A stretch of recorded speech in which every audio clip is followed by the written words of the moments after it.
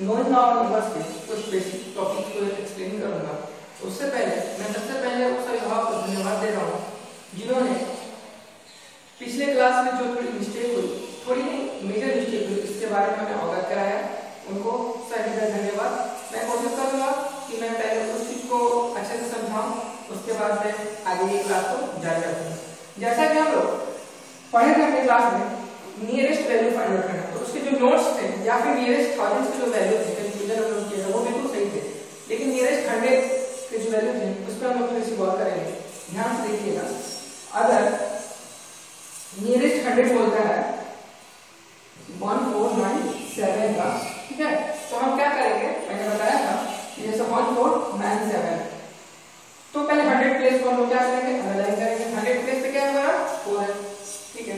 और भी एक केस मैंने बताया था कि 0 to 5 and 5 to 9, 5 से कोई नंबर अगर बड़ा होगा, ठीक है, और 5 से कोई नंबर छोटा होगा तो क्या करेंगे, जब 5 से नंबर कोई बड़ा होगा, ठीक है, तो सब प्रीवियस डिजिट में क्या करेंगे 1 ऐड करेंगे, और जब 5 से कोई नंबर छोटा होगा तो उसमें किसी तरह का कुछ संख्या को जोड़ते नहीं है, केवल उसके आगे के मान अर्थात बाएं से दाएं तरफ यानी लेफ्ट टू राइट जो हम बढ़ते हैं, अगर 100 बोल रहा है तो टेंस और वंस के प्लेस को 0 करेंगे। 1000 अगर बोलेगा तो tens 100 as well as ones के प्लेस को हम लोग 0 करेंगे। फॉर एग्जांपल ये हमारा 100 प्लेस है और मैंने बताया था कि जब नियरेस्ट 100 बोले तो उस समय हम लोग 100 के प्लेस को अंडरलाइन करेंगे, लेकिन ध्यान हमारा किस पे जाना चाहिए, वो जाना चाहिए टेंस के प्लेस पे। तो यहाँ पे टेंस का प्लेस हमारा क्या है 7 है, और क्या है वो मोर देन 5 है ना, मोर देन 5 तो क्या होगा, प्रीवियस डिजिट में एक ऐड करेंगे, ये क्या बन जाएगा 1500 होगा, ठीक है। लेकिन प्रीवियस क्लास में क्या होता है, जब हम लोगों ने पढ़ा तो हम लोगों ने केवल 1509 कर दिया, यही हम लोगों ने थोड़ी क्या मेजर मिस्टेक इसको बोलेंगे, वैसे वो नंबर कंक्लूड होगा गलत हो जाएगा। तो एज वेल एज आप इस चीज को याद रखिएगा कि वंस और टेंस, अगर 100 बोलेगा तो वंस एंड टेंस के प्लेस 0 रहेगा, 1000 बोलेगा तो 100 वंस एंड टेंस तीनों प्लेस 0 रहेगा। मान लीजिए क्वेश्चन है फाइंड द नियरेस्ट 1000 ऑफ 21497, तो what is the place value of 1000 here 1, तो 1 को हम लोगों ने अंडरलाइन कर लिया क्योंकि हमको इसका नियरेस्ट फाइंड आउट करना है, लेकिन हमारा ध्यान किस पे लेना चाहिए 100 पे।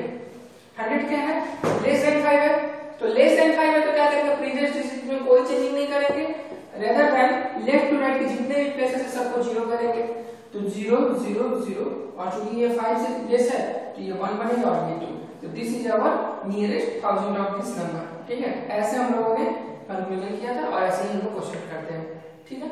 आज के डाउट्स आपकी जो प्रीवियस क्लास थे वो ये थे। अब हम लोग आज की क्लास के बारे में पढ़ेंगे। तो नोइंग आवर नंबर्स जो चैप्टर हम लोग पढ़ रहे थे उसमें हम लोगों ने नियरेस्ट वैल्यू फाइंड आउट करना पढ़ लिया था, फिर उससे बहुत सारे कॉन्सेप्ट पढ़े थे, लेकिन आज हम लोग पढ़ेंगे यूनिट्स ऑफ अलग अलग चीज की यूनिट्स पढ़ेंगे। पहले जानेंगे लेंथ का यूनिट्स क्या होता है, ठीक है। तो देखो लेंथ का मतलब होता है लंबाई, और लंबाई के लिए हम सुनते हो कि सेंटीमीटर मीटर का यूज होता है, एज वेल एज लोग जब गाड़ी चलाते हैं तो किलोमीटर का यूज करते हैं। तो 1 किलोमीटर में कितने मीटर होते हैं, 1 मीटर में कितने सेंटीमीटर होते हैं, 1 सेंटीमीटर में कितने मिलीमीटर होते हैं, फिर 1 मिलीमीटर और फिर उसी तरह 1 मिलीमीटर में कितने डेसीमीटर होते हैं, या फिर ऐसे ही हम लोग लिखने का या फिर जानने की कोशिश करेंगे। तो सबसे बड़ा मेजर यूनिट जो है लेंथ का वो होता है 1 किलोमीटर, ठीक है, किलोमीटर। और 1 किलोमीटर में कितने मीटर्स होते हैं, 1000 मीटर्स होते हैं, ठीक है। दैट इज हम लोग क्या बोल सकते हैं कि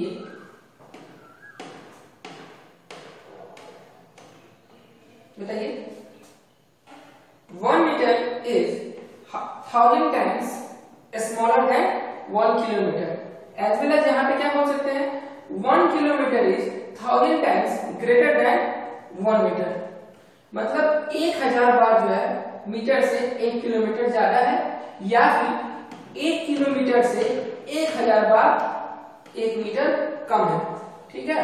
वैसे ही अगर हम जानेंगे तो 1 मीटर इक्वल टू कितना सेंटीमीटर, 1 मीटर में 100 सेंटीमीटर होता है, cm मतलब सेंटीमीटर।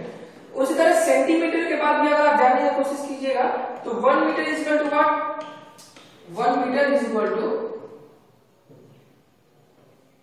1000 सेंटीमीटर, 1000 मिलीमीटर,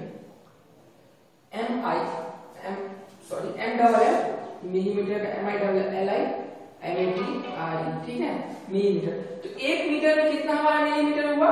1000 मिलीमीटर हुआ। वैसे ही 1 डेसीमीटर में कितना मीटर होगा? तो 1 decimetre is equal to 1/10 metre. 1/10 metre होता है, ठीक है। 1 डेसीमीटर में कितना मीटर होता है? 1/10 मीटर। दूसरा यूनिट हम जानेंगे वेट का, वजन जिसको कहते हैं। मान लीजिए कि वजन की आप मार्केट जाते हो तो क्या दुकानदार से बेसिकली, मैंने प्रीवियस क्लास में या उसके पहले भी बताया होगा कि वेट का जब सेल्स आता है तो हम जाकर तो दुकानदार से बोलते हैं कि आपको 5 केजी चावल दीजिए। 5 किलोमीटर चावल नहीं मांगते हैं, 5 लीटर चावल नहीं ना मांगते हैं, तो हम लोग केजी में मांगते हैं, या फिर अगर लीटर में देखिएगा कैपेसिटी की तो लीटर होता है। तो वैसे ही अलग अलग या फिर ग्राम में लेते हैं। तो हम लोग जानेंगे कि 1 ग्राम में कितना मिलीग्राम होता है। 1 gram is equal to 1000 milligram, ठीक है। And 1 kilogram is equal to, जिसको इंग्लिश में हम लोग केजी बोलते हैं, वो भी होता है 1000 ग्राम। यानी 1 किलोग्राम में कितने ग्राम होते हैं? 1000 ग्राम होते हैं, ठीक है। अब हमारा जो तीसरा जो यूनिट है लेंथ का, वो है हमारा कैपेसिटी का।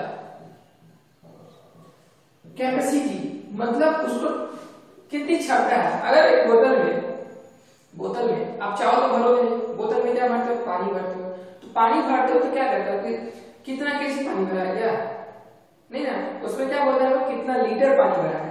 तो 1 लीटर में जो होते हैं कितने मिलीमीटर्स होते हैं, मिलीलीटर्स होते हैं, ये जानेंगे। फिर 1 डेसीलीटर में कितने लीटर होते हैं वो जानेंगे। 1 लीटर में 1000 मिलीलीटर होता है,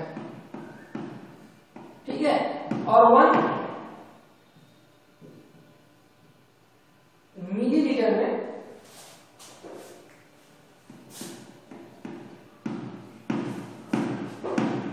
1 डेसीलीटर में 1/10 मिलीलीटर होता है, ठीक है। 1/10 लीटर होता है। 1 डेसीलीटर में कितना? 1/10 लीटर। तो ऐसे क्या कह सकते हैं कि 1 litre is 1000 times greater than 1 millilitre, ठीक है। या फिर क्या कह सकते हैं 1 millilitre, 1000 millilitre is 1000 times smaller than 1 litre. ये सभी प्रश्न, यहाँ पे ये जो टॉपिक थे इसको बताने का मुख्य ध्येय या उद्देश्य ये है कि इससे संबंधित प्रश्न आपको पूछ सकते हैं। जैसे में एक एग्जाम्पल लेते हैं कि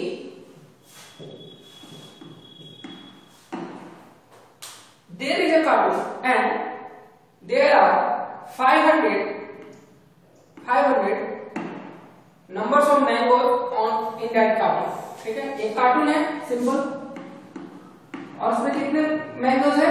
500 मैंगोज है। And weight of 1 mango is 50 ग्राम।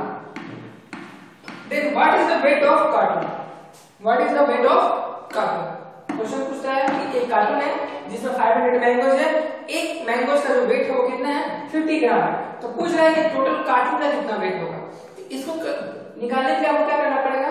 पहले आपको 500 में 50 से मल्टीप्लाई करना पड़ेगा। क्यों? क्योंकि एक मैंगो का कितना कॉस्ट, कितना वेट है? 50 ग्राम। तो 500 में निकालेंगे ना, तो पहले मल्टीप्लाई करेंगे, ठीक है। तो लिखेंगे weight of 500 mangoes is equal to what? 500 into 50 कितना आ जाएगा? इतना ग्राम आ गया ना। अब क्योंकि ये हमारा किसका वेट निकल गया? मैंगोज का वेट निकल गया, मतलब टोटल जो मैंगोज का। अब हमको ग्राम में निकालना, अब हमको निकालना है कार्टून का टोटल वेट निकालना है। तो कार्टून का वेट निकालेंगे तो आप ग्राम कितना कर दिए, ये भी उसका वेट चला जाएगा। तो weight of the cartoon is equal to what?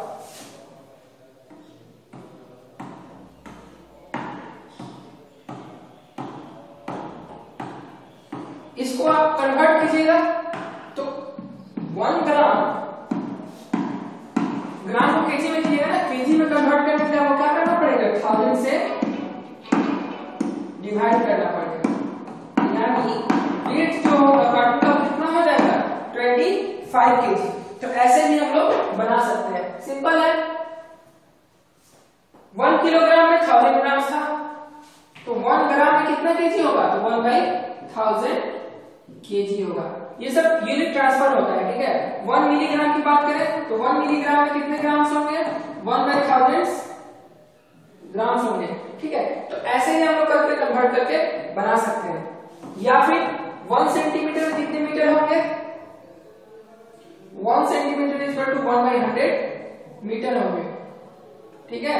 या फिर 1 metre is equal to 1/1000 kilometre. ऐसे भी हम लोग कन्वर्ट करके बना सकते हैं। तो ये जो था हमारा यूनिट्स था। अभी हम लोग जानेंगे इससे रिलेटेड और भी बहुत सारे प्रश्नों से रिलेटेड कैसे सॉल्यूशन करते हैं। अब जैसे देखिए, अगर मैं आप सभी को बोलूं कि मल्टीप्लाई 7 with 93, मल्टीप्लाई 7 with 93, या फिर find the product of 7 and 93, समय लगेगा इसको सॉल्व करने में। चूंकि आप लोग हायर क्लास में आ गए हैं, तो हायर क्लास में अब चूंकि आ गए हैं, तो इसको और भी अच्छे से समझने के लिए यहाँ पे एक चीज आता है, वो कॉन्सेप्ट कहलाता है हमारा यूजेज ऑफ ब्रैकेट। और ब्रैकेट के बेसिस पर हम लोग सॉल्यूशन करते हैं। पहले इसका देख लो normally, 7 into 93 is equal to what, कितना जवाब बताइए, 651, ठीक है। इसको अगर हम ऐसे करना चाहेंगे तो मल्टीप्लाई था, 93 को हम ब्रैकेट में लिख देते हैं, कोई दिक्कत है नहीं। अब इस 93 को अगर हम 90 में 3 जोड़ेंगे तो 93 आएगा ना, 90 + 3 कर सकते हैं, कोई दिक्कत नहीं है इसमें। 90 + 3 = 93। ये बाहर ब्रैकेट है, इसका मतलब क्या है, इसमें ये मल्टीप्लाई था ना, तो ये दो भाग में टूट जाते हैं। एक बार मल्टीप्लाई इससे और एक बार इससे मल्टीप्लाई करेंगे, तो करते हैं 7 into 90 + 7 into 3। देखो तो कितना है, 7 × 63 and 0 + 7 × 3 = 21। दोनों का ऐड किया कितना आएगा, 651। ठीक है। तो हमारे प्रोसेस को और भी आसान बनाने के लिए यूजेज ऑफ ब्रैकेट आता है। एक और क्वेश्चन देखते हैं। जैसे मान लीजिए कि cost of a pencil is equal to 5 rupees, ठीक है। एक पेंसिल है जिसका कॉस्ट क्या है, 5 रुपीज। हियर रोहित नाम का एक लड़का है या फिर एक व्यक्ति है जो कि 12 पेंसिल खरीदता है।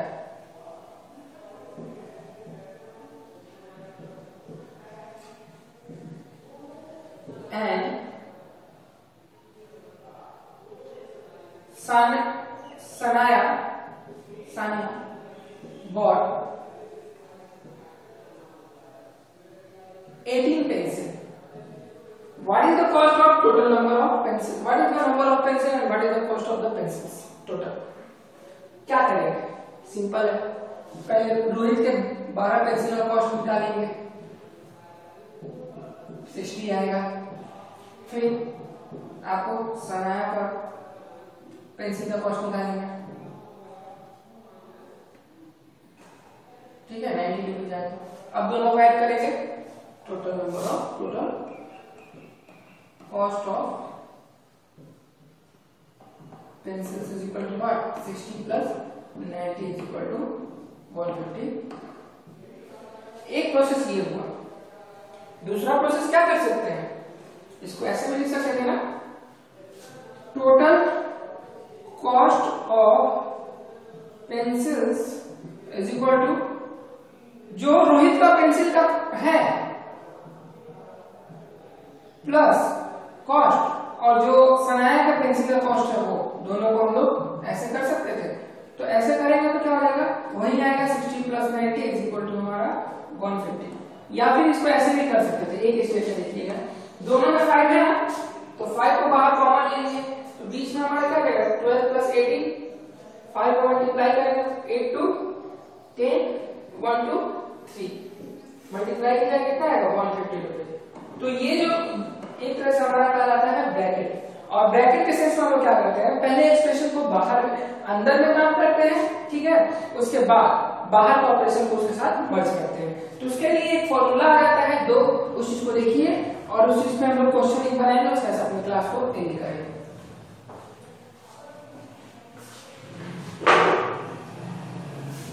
जैसे में हमारा जो पहला क्या है ब्रैकेट का जो रूल है वो ये है, a into b plus c is equal to क्या लिख सकते हैं, ए बी प्लस ए सी।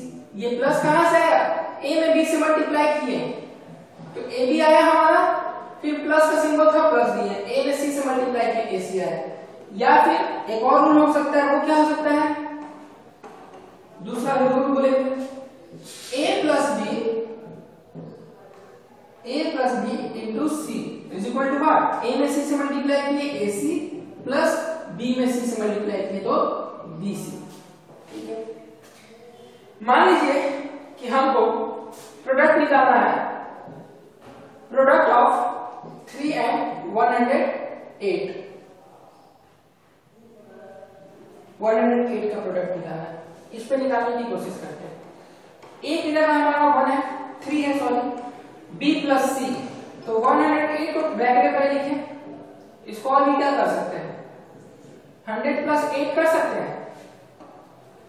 इस टर्म में हमारा वैल्यू ये आ गया, a की जगह 3, b की जगह 100, c की जगह 8।